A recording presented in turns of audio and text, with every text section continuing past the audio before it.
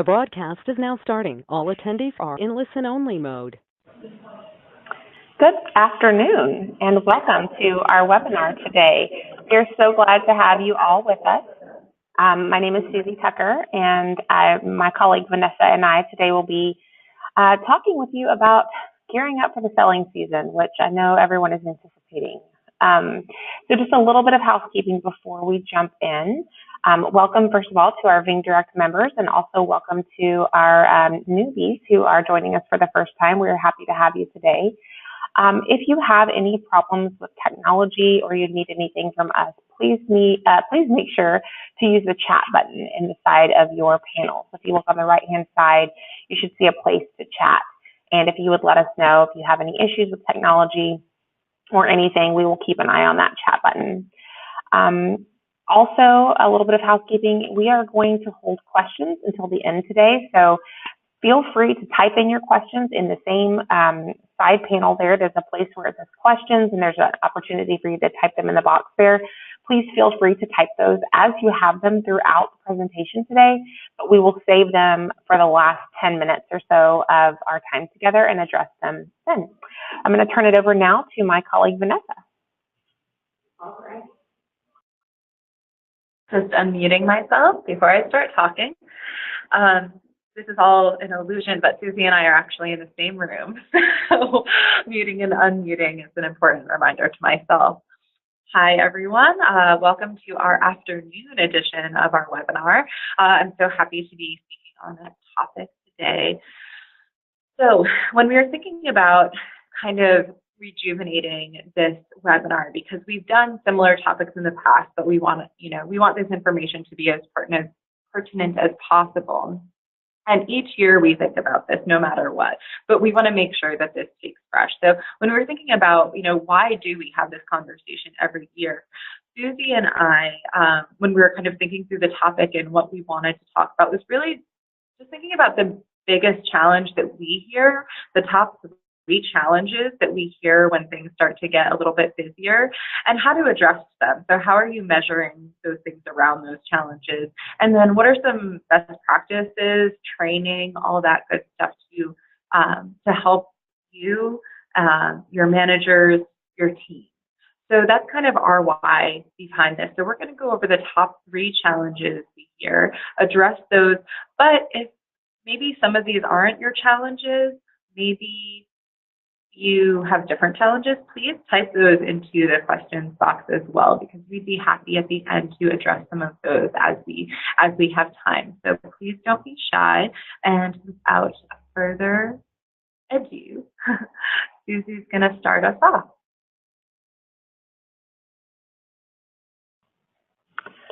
All right, so why is challenge number 1, staffing? Why is it's so challenging to find and hire and retain talented staff in the wine industry, in the tasting room? Let's be honest, wineries sometimes will attract wine lovers who are passionate about wine, but not necessarily salespeople.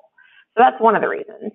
A small labor pool. So often wineries are in beautiful yet remote areas, and so the labor pool is small. And the cost of living in wine country is usually higher than average. Also, it's no secret that the wine industry is one of the fastest growing industries that there is, with nearly 10,000 wineries in the United States today.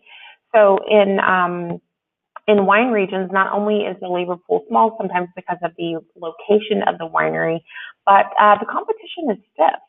So the labor pool also has its choice of where the employees want to work. So it makes it more challenging on us. Also, our time is limited. Often we are small family wineries who have 1 or 2 folks running the tasting room, wearing many different hats, and so our resources are sometimes limited. So these are reasons that this challenge of staffing creates a challenge for us, for all of us. We've heard this from just about every winery that we've ever worked with, that we're looking for, quality people who want to remain part of our team and not, have high turnover. So this does create quite a challenge for us in the wine industry. So what can we do about that? How do we alleviate this challenge? Well, the first thing we do before we begin searching for our team is we need to identify who we want to attract. So in the same way that we have taught you to attract tasters that fit with your brand and are focused on, aligning with what you have to offer, you want to look for tasting room team in the same way. We want to be focused on attracting tasting room team who fit with our brand and who, align with our goals and our beliefs of our tasting room, right? So we always want to remember our brand statement and refer to it every time that we put an ad out, because it's going to help us identify who we want and will they fit. And because these tasting room folks, they are the face of our brand. And they're on the front lines every day, talking with our guests, connecting with our guests. So we have to make sure that they are representing our brand. They are an extension of our brand, and we have to make sure that they're a good fit. And just as when we find folks who are a good fit for our wine club and they stay in the wine club longer because they, align with us, they believe in our brand, they fit well, it will be the same with your tasting room team. If we can hire and look for talent that fits with our brand and that has the same alignment, they will likely be with us longer and be more dedicated and loyal to our team. So with all things being equal in the tasting room, we need to make sure that we are looking for people who will fit with our brand and have the vision, really a clear vision of who we want in the tasting room and what that person looks like, sounds like, feels like. Do they fit with our brand? So once we have our tasting room staff, now what? When we're in the hiring process and when we're in the interviewing process, we need to make sure that we are upfront about what we expect from our team members. So I love this little guy here. You want me to what? So we want to consider what skills your tasting room team needs to have to achieve your goals. We know that most teams are focused on selling wine in the tasting room, and we do need to sell wine, but often we found that team members believe their job, because they come in as wine lovers, they believe their job is to pour wine and talk about wine.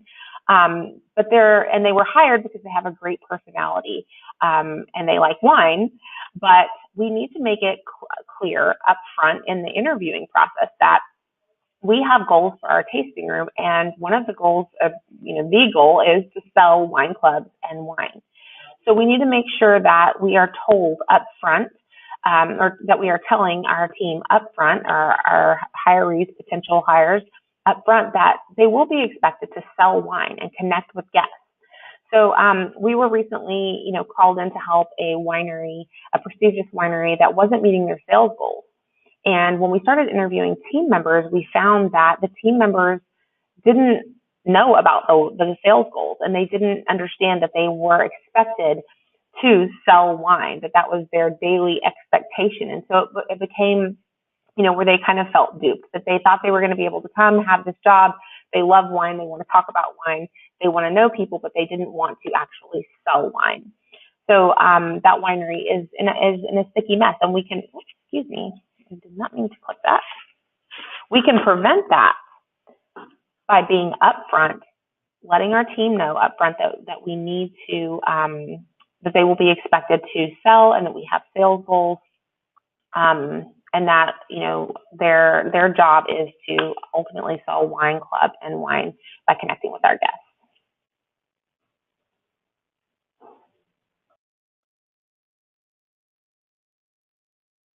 Can everyone hear me?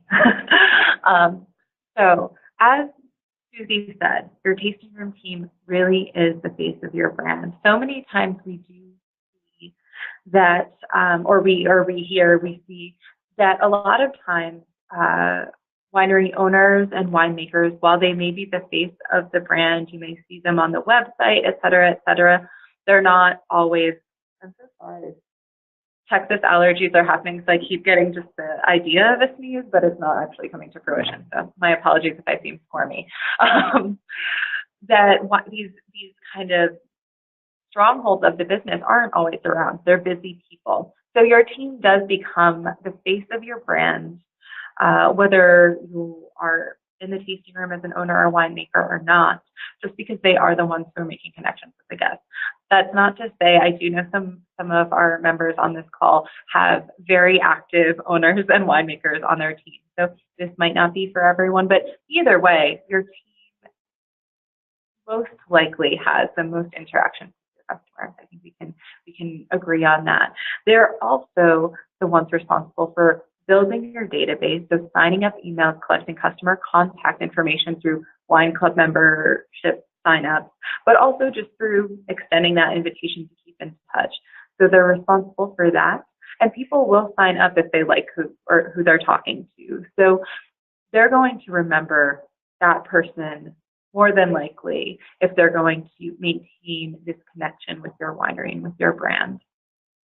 They're signing up wine club members, which are a huge value to your winery. As we all know, we all want wine club members because of the annuity, that expected revenue that we have. And they're responsible for all of this in addition to being the face of your brand. So they're extremely valuable. I say this not because it's something I think that you don't know already, but just to say that if they aren't a worthy investment, I don't know what is. So by investment, I mean resources, in training, in your time, and your energy. So it's just something to think about when you're creating your team, especially as you get ready to open up into this much busier season where you have a lot more traffic. So that being said, we do invite you to do the math. I know many people are on this call look at their labor costs. So yes, of course, look at them, but also think about the value, the literal value of your team to your business. So we like to try to quantify it as a percentage of total sales. So to do this, metric alert, this is something that we'd love for you to look at, especially maybe just looking back for a full year 2018, if this is something you're already doing. But if you have, do it quarterly, do it monthly if it makes sense. It'll definitely vary depending on whether or not you have a wine club shipment. But the metric is this: to add all of your tasting room sales salaries, so not total sales salaries, just tasting room sales. So hosts, readers, maybe your tasting room manager, but not necessarily beyond that. Because they're responsible for tasting room wine sales and wine club signups, we ask that you add those together as well. So tasting room wine sales and wine club sales for, let's say, 2018, and then divide the salaries by total sales to quantify the percentage of salaries to sales. It's a really helpful number, and it's something that you should track, on an ongoing basis to make sure it's not getting too far out of line. We know if you do it monthly, if there isn't a wine club shipment and you're not having that big spike of wine club sales, that certain months may look a lot different. So tracking it quarterly and annually is what we'd recommend. All right, Susie, will you take it to the next slide, please? Thank you. So our next challenge is increased traffic. We all want to see more tasters, of course, but what do we do when they arrive? So increases in traffic are a wonderful thing because we see in a lot of areas of activity for our business. But what we also see is that, through mystery tasting results and through surveys as well, increased traffic can, not always, but can have a negative effect on guest experience and customer satisfaction. So just meaning when it gets busy, your team gets busy, they might not be able to spend as much time with their guests. They might, kind of be running around, a little chaotic. We all know that's part of this business and this season. So it can negatively affect it if the team is prepared. What we do also, just back up real quick before I get to metrics, but one thing is to think about first the traffic that you're getting. You're seeing these spikes in traffic generally from July through September based on our benchmarking.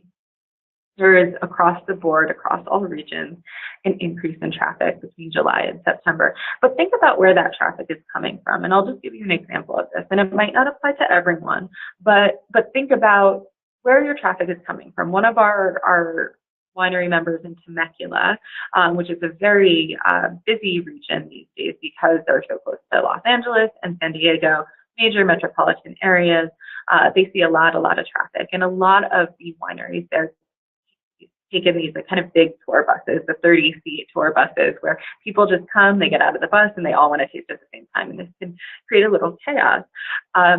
That type of traffic doesn't really align with this winery's brand and what they can handle at a time. So they have a wonderful experience. They have fantastic wine. So they were getting a lot of referrals from these tour companies just because, and they weren't saying no. So what they've done in the past 6 to 8 months is really analyze each of those tour companies' guests and their sales, so they know which ones are working and which ones are not. And they're calling the companies that aren't working and just saying, look, we aren't really offering as many tour times now. And they're telling all the tour companies that they are offering one time a day at 10:30 a.m., the first group of the day, where they can book a tour time with these companies when they get those, third groups of 30 plus at a time. So that's just one example. But think about where the traffic is coming from. If you're getting a lot of tasters from a neighboring winery that may not be the tasters. Maybe it's maybe you're appointment only, and your neighbor down the road sees a ton of traffic and they refer a lot of people to you because they love you. Maybe that's not the best partner for you. So just think about that and make sure you're tracking referrals so that you know where they're coming from and you can make decisions based on all of the information. So that being said, let's go to metrics. So July through September, we see increases across the board. And what we see across the board as well as an increase in sales, an increase in tasters, and an increase in wine club signups. That makes sense. When there's more people, you're going to sell more, you're going to sign up more wine clubs. However, sales per taster decreases. So the conversion, sales divided by number of tasters, decreases, and wine club conversion also decreases. So the number of wine club members signed up divided by tasters. Just to make sure y'all are familiar with the formulas. I know not everyone here might be, but the concern here is that, of course, we know the more people we get, not everyone is necessarily going to buy, and that's an okay perception, but it's also kind of a bias, I think. Why shouldn't the same amount of people want to buy as when you're slower? Why, if sales per taster is say $40 during the week, but it goes down to $32 on busy weekends, but you're seeing more people, that should really be a flag of something that you might want to look into and think about. I say that because it can be an indicator that, just like we said up top, that the increase in traffic might be affecting the customer experience. And maybe it's not guest satisfaction, maybe it's just the sales piece. Maybe when it gets busy, your team is not necessarily asking for or inviting to the wine club, or asking or inviting for just wine in a way that's targeted enough and built upon a connection. So that being said, if anyone has questions about these metrics and conversions, please let us know. I'm ready for the next one, please. So best practice here is to lead with the metrics. So does your team know their metrics? Do your managers know your metrics? Do you know your metrics? There's no shame in saying you're not familiar with something. You don't know what you don't know. So if it's something that you're not actively looking at, I invite you to start as soon as possible. I had a huge aha. Susie and I were actually at a training here in Texas a few weeks back. And we asked the question about wine club conversion. So something we do when we're teaching our converting guests to wine club members training is, who in the audience is familiar with wine club conversion? And only one person, and there were managers at this training. They just kind of, waved their hand, but they weren't exactly sure. We could tell it wasn't something they were completely comfortable with. And I'm not saying this to shame anyone. We get this all the time. So the important thing is to first ask. If they don't know, we have to talk about it. And so many times we're just given the definition, just like I did now, total wine club signups divided by number of tasters. And then we leave it at that. Sometimes that's not enough for everyone. Sometimes just being verbally given a formula is not enough, and we need to teach it. So we're asking you to take the next step and really train them on these metrics. So we have a member who's been really successful in driving sales by getting into details with their metrics, with their team. So have a meeting and start with why it's important. So sales per taster, let's use that as an example. Sales per taster is a great metric because even when you increase it a teeny tiny bit, when you spread it out across all tasters, total sales increases a whole lot. And it's a much more digestible amount. Say $45 per taster is much more digestible than saying, $45,000 across 500 tasters or whatever. Just throw numbers out there. So, hello. Starting with why it's an important metric, we need to know how much wine each person is walking out the door with that tastes. And we want to know where that is so we can move that metric, so we can increase it generally. Give them details. So tell them where you are at this point in time. Tell them, all the time what your sales per taster is on a weekly basis, on a daily basis, on a monthly basis, on a quarterly basis, and see how it fluctuates through the months when, and really illustrate it for them so perhaps they can see during a slower time of the year, this is what our sales per taster are.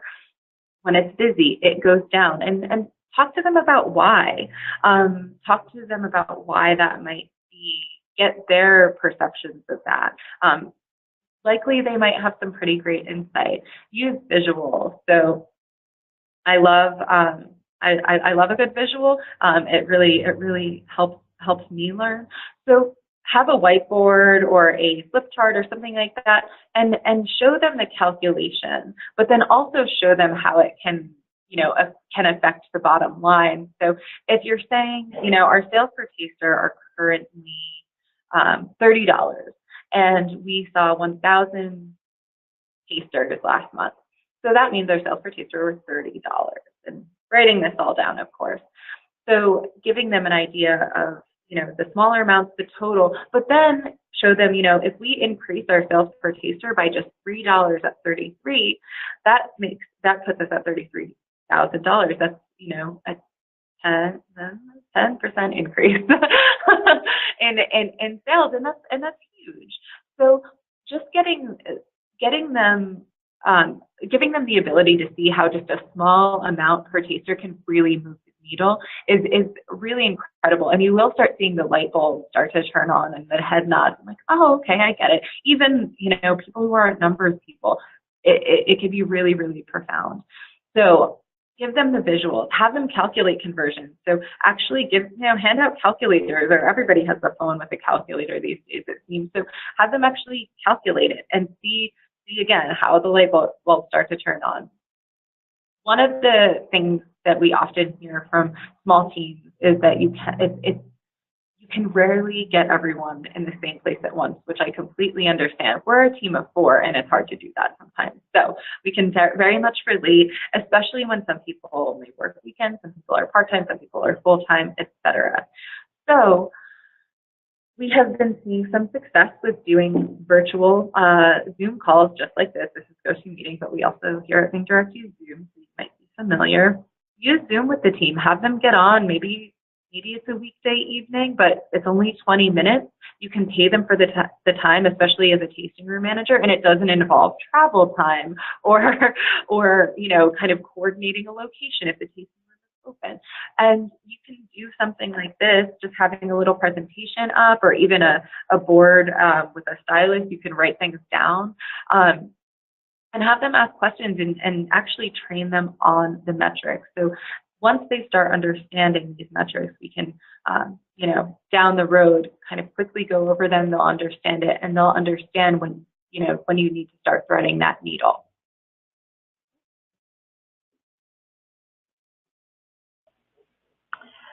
All right. So when we have all of this understanding of the metrics and the why, for our metrics, and we've trained our team on that, what about what to do when the bar is full? So you're coming up on busy season, and you are going to be slammed. And that is, the number one thing that we hear from teams when we're training on converting guests and selling more wine in the tasting room is, but Susie, I can't do these techniques. I can't connect with the guest when I'm 3 deep at the bar and, I'm just trying to get people in and out without any complications. So we completely understand that. It can be very chaotic. It is very chaotic, but that is a bias to say that you don't have enough time to connect with the guest when the bar is full.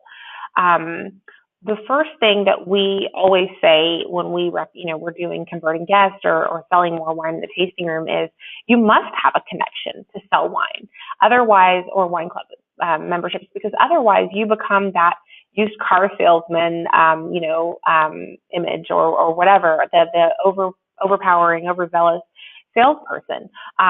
Or it just feels really inauthentic. So if you haven't created a connection and you've been super busy and you have only been coming to pour wine, give a little spiel, and go away, and then at the end it's, would you like to join the wine club or would you like to purchase wine? It can feel a little off-putting because you haven't had that connection.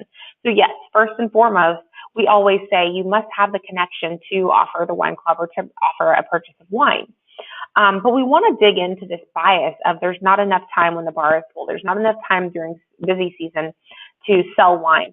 You have the tasters there, and as Vanessa pointed out, the sales per taster and wine club conversion will decrease during this time historically because we feel that the connection is not made because it is so busy.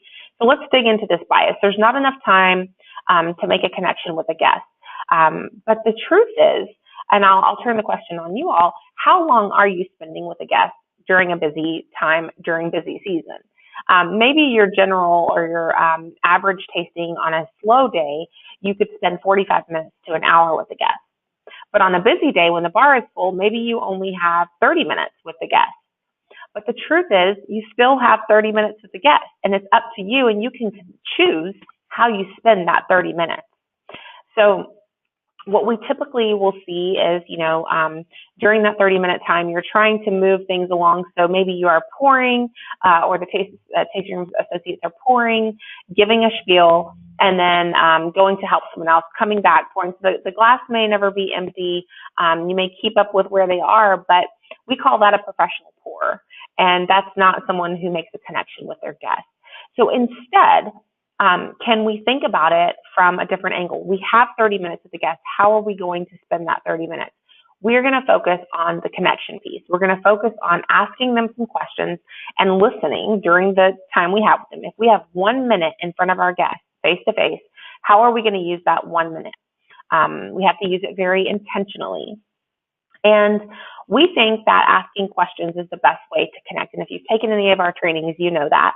But we think, asking questions and getting really to the point with the questions, like thinking about getting guests to think about how they enjoy wine at home and asking those questions about, how they enjoy wine in their home life, so that we can start getting them to think about our wine in their home setting.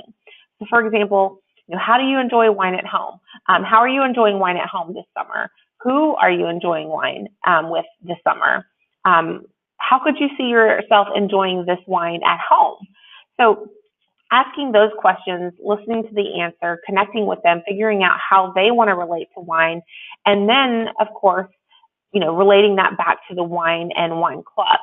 Now, when we do our full-blown converting guest training, if you've taken that before, you know that in the middle we ask you to relate a story to the wine club that's, based on how the guest wants to relate to wine. For example, if they're a foodie, we might ask you to tell a story about an event, diving into the foodie aspect of it, and connecting it back to the wine club. And almost every training, someone will say inevitably, I don't have time for that story when the bar is full. And my rebuttal is, well, that story that I just told you as an example, it literally took me less than 2 minutes to tell, or less than a minute maybe to tell. So is it that you really don't have the time, or is it that during that time you perceive that you should be doing something else, like giving a lot of information about the wine rather than asking questions? So it's a little bit of a flip of, or it is a flip of our script. It's an examining our bias and understanding that we have that time, whether it's 30 minutes, whether it's 20 minutes, whether it's 1 minute in face-to-face, or, before you pop off to the next group. It's how are we spending that time intentionally when the bar is full, asking questions and focusing on connecting rather than focusing on, giving a lot of information. Susie, I love those questions so much. Does make me feel, sorry, I'm getting a little sensitive. Thank you. It does make me feel a little bit, I'll say, bummed, only because when I think back, my partner and I go out tasting all the time, and I can't remember the last time I was asked a question like that. Just simply, how do you enjoy wine? Like, I do get the typical questions a lot, like, where are you from? What do you up to that day, or that day that we're tasting? If that, honestly, I rarely get asked questions when I go out tasting, and we might think our team is doing it, but it doesn't mean that it necessarily is happening. So I think that making sure, if you're doing mystery tasting, great, I highly recommend it, but also just conducting these trainings with your team, just like you said, so important. I think when we have less time, we feel pressure to do all the talking and to kind of just pack in everything we can to the little amount of time that we have before we, hop over to the next couple of guests. And I think what, just like you're saying, I think that sometimes we just need to stop and ask a question and listen. Of course, we want to be communicating our brand, and we can do that. We can pepper that through, and when we ask the question, get the answer, relate it back to the brand. So that's just something that those questions really brought to mind. Just really think about your own tasting experiences, and when was the last time you went out tasting for fun, if you ever do that, you ever have time to do that, which I know is rare for all of us, but really think about that. And if you were, it means they're doing something right. And if you weren't, I'm sure all of us have had the experience when you're not asked anything about yourself, think about how it makes you feel. Generally not great. So if you do have a limited amount of time, think about how you communicate what things are important to the team. And that brings us actually to our next challenge, which is a little bit less tangible, I think, but it's staying consistent. When it's busy and things are frankly a little bit chaotic, there is a tendency to just go into, I'll call it not panic mode, but to just kind of tend towards like leaning into that chaos rather than breathing through it, I think. So maybe when it's really busy, guests walk in, they don't necessarily know where to go. So maybe there's some confusion there. Maybe when it's really busy, we're not necessarily asking for the sale. Maybe when it's really busy, people just simply, don't really get any information about the wine club. So what we always recommend that wineries have in place is a guest pass. So knowing literally what a guest does from the time they walk onto the property, get out of their car, walk onto the property, and the time they leave. And I think this is another bias where people say, "Oh, of course I know what goes on at my winery. I'm there every single day," which yes, you absolutely are. But walking in a guest's shoes gets harder and harder the longer we are at a place, and this is something we can absolutely relate to. So don't feel alone. I was recently doing a branding project in Temecula, California, and after we had created their brand position statement, our activity was actually to apply it to their guest journey. So the first thing I do, I'm up in front of a big group of managers and owners, and I say, okay, I walk onto the property. I walk into the tasting room. It's a busy weekend. What happened? And everyone's like, Like, which is because I'm, of course, asking a question that they feel like they know, but when asked, do you have an answer for that? If I ask you right now, when I walk in, do you know exactly what happened? What do you tell your team? And then on the back end of that, what would your team say if I asked them? Is it the same thing? Does it line up? So let's just use, I know that we're probably getting to the point where we want to wind down. So just use this as an example. The guest enters. What are your team members expected to say? Are they expected to say, welcome to Bing Vineyards? Or are they expected to say, you know, hi, how are you? It could be anything, but what are your expectations? What is aligned with your brand? For example, for some wineries, and for this particular winery, they realize that, you know, it's kind of it's a long journey from parking, especially when it's busy. They have to park far away, a long journey down to their tasting room. You have to walk down the hill to Sunset Pass. It's a bit of a journey, in addition to just kind of combating the large crowd. So that sometimes there's a line out the door. The expectation is literally that maybe they're not going to be greeted right away verbally. So when the person gets up to the register where they kind of check in, the standard is to say, hi, welcome, and thank you so much for finding us, or thank you so much for visiting. This expectation of first expressing gratitude was really huge for them, for their team. They decided on it, now they're training on it. It might sound like something that's so simple, but when it's busy, we need to make sure we're doing this every single time. Consistency is key is so key in order to continue to have, excellent experiences. It's not saying that when you get into the tasting, you can't cater it to the person you're talking to. Of course, you're going to do that, but just making sure that as it gets busier, there are specific standards along the way for just as a guideline for your team, so they can kind of tick off those boxes as they go. In order to stay consistent, make sure they're continuing to offer wine regardless of the traffic count, and invite to the wine club. We do have a guest pass. I don't want to go over every single bullet point here. You can see it and you can read it. But, what is the expectation for the overview? Are they expected to ask questions? Once they have the first pour, are they receiving a brand message that you want them to receive, that you want every guest to receive before they walk out the door? If they can have these checkpoints along the way, it will help guide their experience and make it more consistent. Also, if you would like a copy of a template, I know members have this in their resources section, but if for some reason you're not familiar with that, we can show you where it is, or if you just want us to send you a copy because you're not currently a member, we're more than happy to do that. All right, so how do we train our staff so that they will remain consistent? When we think about training, there are several different ways we can train our staff, and often, they're getting onboarded and training at that time, but how are we making sure that they're consistent? The first thing is that we need to be sure, going back to the hiring and being upfront and giving all expectations, even during the interview process, and then once someone is hired, making sure that they know. Again, I'm circling back to the beginning of what I was talking about at the beginning, but making sure that they know that this close or this selling is the expectation and is a non-negotiable. But we need to give them tools to be successful in that area. And the way that we do that is through training. And, when we give expectations of, like Vanessa said, what is the expected greeting? What is the expected, are there expected questions? What is the expectation? When we give those expectations and set those parameters, we're actually providing our team with the tools for success. Otherwise, they're just going to do what they think is best. And, we don't know what that looks like necessarily, because we are not always on the floor 100% of the time.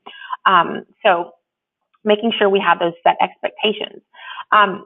Next is, thinking about the way you are going to train your team. And we understand that sometimes there is the challenge of having part-timers and having different schedules. So it becomes sometimes difficult to have everyone in the same place at once, but it is possible. We do have to get a little creative sometimes. Perhaps we, invite the team to come in on a Saturday, because usually that's when we have the most staff anyway. and invite them in a few hours early and provide breakfast for them. Do some team building and training at the same time. Perhaps it means we're opening the tasting room an hour later, and that would be, a small price to pay for the return of investment of having your team really thoroughly trained in the expectations that we want for the guest pass. So in thinking about how to train your team on the guest pass, what Vanessa just talked about, we like to do this with teams in a format we call high octane, and simply because it is a role-playing format. So there's 3 parts to this training and ways that we would recommend that you would train your team in these ways. So the first thing that you would do in a training such as this is you would present the metrics. So you would take a look as a team at your metrics for, whatever time frame you choose, and you're going to see and have them come to conclusions about where you need to grow or where your challenges are and what you want to work through, what you want to train on today. So if they're looking and seeing that sales per taster is down, you're going to be role playing today on challenges that they have with selling wine and upselling and overcoming objections and things like that. If your conversion is down, you're going to be role playing today on how to invite to the wine club, how to ask questions, things like that. And so once you look through the metrics together and come to the conclusion of what needs to be trained on, and have the team, we're having the team come to these conclusions, right? We're actually having them look at the metrics and do a little analyzing to come to these conclusions. Next, we want to ask what their challenges are. So for example, if converting guests is our area where we need to grow or area we need to improve upon, we're going to ask each staff member, what are your challenges in inviting guests to join the wine club? And maybe someone says, I don't know what questions to ask, or I'm not familiar, or I'm not comfortable talking to someone who is a foodie because I'm not a foodie, or I'm not comfortable talking to someone who's an important because they intimidate me. Whatever their challenges may be, we're going to allow each of them to role play through those challenges. So each team member will take turns being the person behind the bar or at the host. If you do seated tastings, they're going to do that, and then each person will also have a turn being the guest. And you're literally going to role play from going outside the door, coming through the entrance, wherever that may be. The person who is role playing the tasting room associate will greet them, will literally take them through the full tasting, down to using water and pouring that, so that you're actually seeing, and they're going through all of these motions. Perhaps, you may see, you will pick up on things. You will pick up on things that are happening, and you may find patterns that are happening amongst, several people on your staff that are not aligning with the expectations, or that are not aligning with, the guest pass that you have laid out for them, or that are not aligning with your brand, those types of things. And so it's a really great check-in, and it's a really powerful training because not only are you seeing this, but also your tasting room associates, they realize this in the role playing. They may pick up on these patterns too. So for example, we were doing a high octane training with a team where, it was a bar tasting, and the bar was really close to the door. So whoever was at the far left side of the bar was going to be responsible for greeting the person coming through the door, even if they were in the middle of the tasting. And what we found after about 3 role plays or so is that every single person was greeting with, "Hi, welcome to Ving Winery. Are you here to do a tasting today?" And it became an aha to the manager. Why are we asking if they're here to do a tasting? We need to be assuming that they're here to do a tasting, and not giving that option for someone to come in and buy by the glass or buy by the bottle, so that we have the opportunity during a tasting to connect and to offer wine club and sell more wine. So that was a huge aha. And once we started going with that and kind of dug into that, we found that was what everyone was asking. And they were all like, "Oh, we don't even realize we're asking that." It just, you hear each other asking, it becomes the norm. So in role playing each part of the tasting and really digging into that, it is very impactful to the team and to the management to see what's actually happening and see, how you can work through these, and you're actually helping them in real time role playing through it. I will say role playing is usually not the favorite when you say you're going to do that, but it is something that's necessary. And once your team gets going with it after the first couple of ones, they become comfortable with it, and they actually really enjoy it. We actually have just been talking with the manager one of our members who's using routine role playing in their management style role playing with their team members one-on-one. And it's a really great tool because it does give an opportunity for so much learning for both management and for the team member. All right, well, I think we have gone just a little bit over, and we appreciate you so much. If you have any questions at all, I don't see any questions in the comment box. But if you think of anything, feel free to email me or Vanessa@beingdirect.com.